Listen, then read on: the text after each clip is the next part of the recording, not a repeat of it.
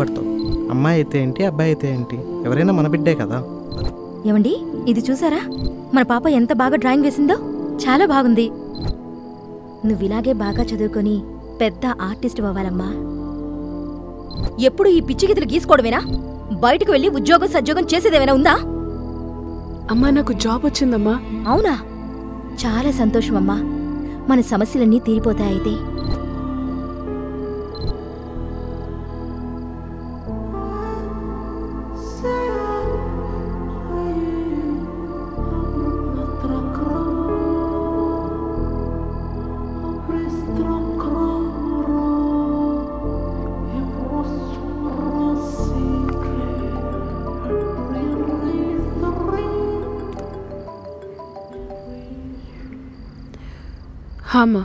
అమ్మా రూహి, ఇంట్లో చాలా ఇబ్బందిగా ఉందమ్మా. మొన్న నువ్వు పంపిన డబ్బు నాన్నగారి హాస్పిటల్కి అయిపోయాయి. ఇంకో 50,000 కావాలమ్మా. ఈ నెల చాలా ఇబ్బందిగా ఉంది. చూస్తామ్మా.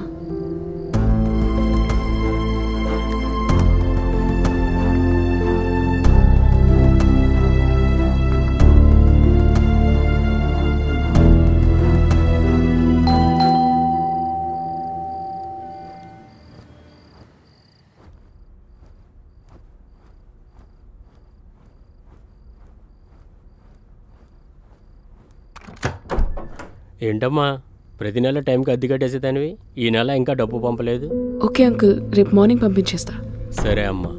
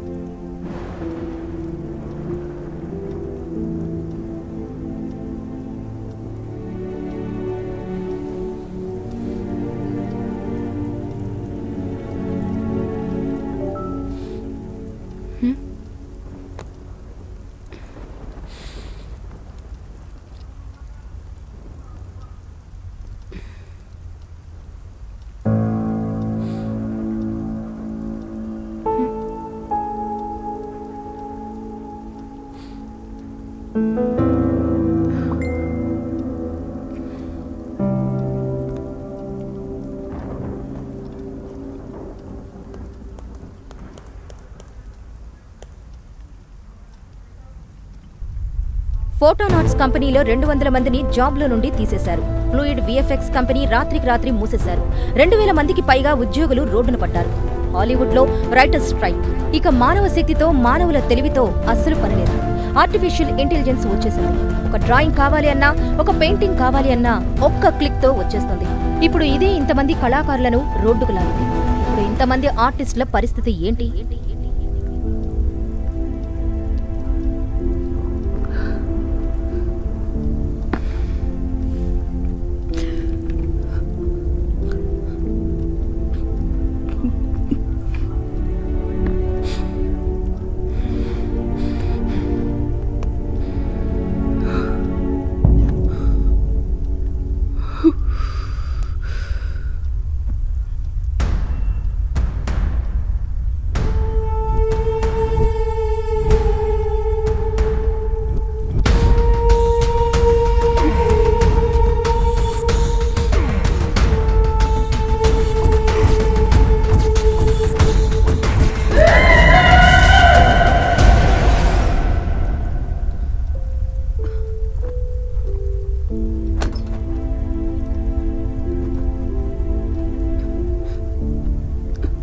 హే హే, ఇక్కడ ఇక్కడ రూహి, ఇక్కడ. ఇలా మధ్యలో వదిలేసి వెళ్ళిపోతావా? నాకు ప్రాణం పోయాల్సింది పోయి నువ్వే ప్రాణం తీసుకుంటావా? ఇక్కడ చూడు. సరే, నువ్వు ఎలాగో చావాలని డిసైడ్ అయ్యావు. నన్ను బ్రతికించి నువ్వు చచ్చిపో.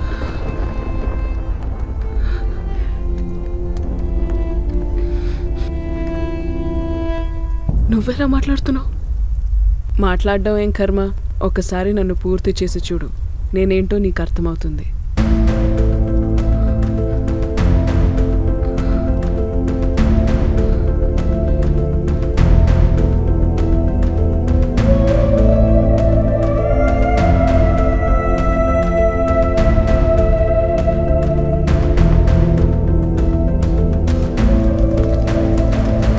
అవును, నువ్వెందుకు చావాలనుకుంటున్నావు? నా జాబ్ పోయింది. అవునా? ఎందుకు? ఏఐ వచ్చింది కదా. ఇక మీతో పని లేదని ఒక ప్రాంప్ట్ టైప్ చేస్తే ఒక క్లిక్లో అనుకున్నది అనుకున్నట్టు వస్తున్నప్పుడు ఇంతమంది ఎంప్లాయీస్ ఎందుకు, ఇంతమందికి శాలరీ ఇవ్వడం ఎందుకని తీసేశారు. ఓ అవునా? కరెక్టే కదా. అంత ఈజీగా అయిపోయేదానికి మీరెందుకు, మీకెందుకు జీతాలు? మరి ఇన్ని రోజులు ఎందుకు ఉంచుకున్నారు మిమ్మల్ని? అప్పుడు భారం అనిపించలేదా వాళ్లకు? అప్పుడు ఏఐ లేదు కదా. ఓ కదా. సరే, ఏఐ ఏం చేస్తుంది? ఏం లేదు. మనం ఏం కావాలనుకున్నామో అది టైప్ చేస్తే క్షణాల్లో మనం అనుకున్నది వచ్చేస్తుంది. అవునా? సరే, నా ముఖం పూర్తయిందా? అయిపోయింది. సరే, నువ్వు చెప్పిన ఏఐలో నువ్వు నన్ను మొదలు పెట్టినప్పుడు ఏమనుకుని మొదలు పెట్టావో అదే అందులో టైప్ చేసి చూడు.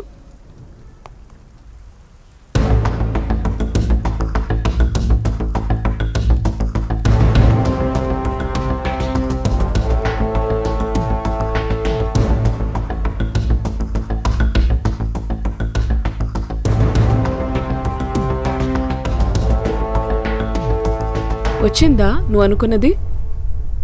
వచ్చింది, కానీ ఇందులో లైఫ్ లేదు. సరే, నాకు ఒక ముక్కు పుడక పెట్టవా? నాకు ముక్కు పుడక అంటే చాలా ఇష్టం. ఎలా ఉంది? చాలా బాగుంది. సరే, ఒక పని చేద్దామా? ఏంటి? నువ్వు జనరేట్ చేసిన ఇమేజ్కి ఒక ముక్కు పుడక పెట్టవా? సరే.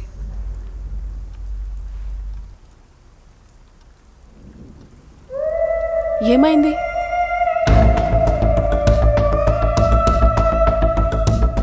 ఏమైంది? వచ్చిందా? వచ్చింది, కానీ ఇంతకు ముందున్న అమ్మాయి వేరు, ఇప్పుడు వచ్చిన అమ్మాయి వేరు. రెండిటికి సంబంధమే లేదు అసలు. ఏంటి, నిజమా? అంటే మనం పేపర్పై కరెక్ట్ చేసినట్టు చేయలేమా? చేయలేం.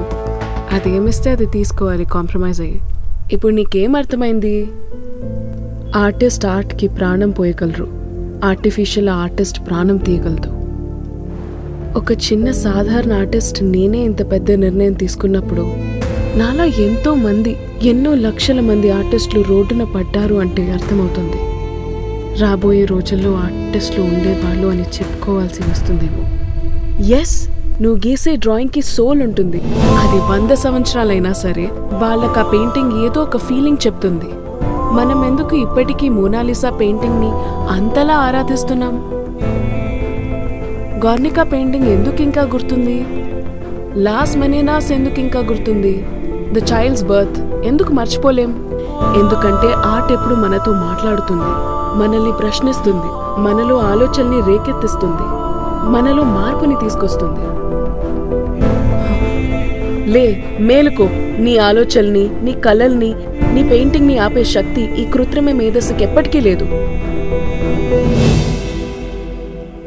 ప్రయత్నించడం తప్పు కాదు, ప్రయత్న లోపం అసలైన తప్పు.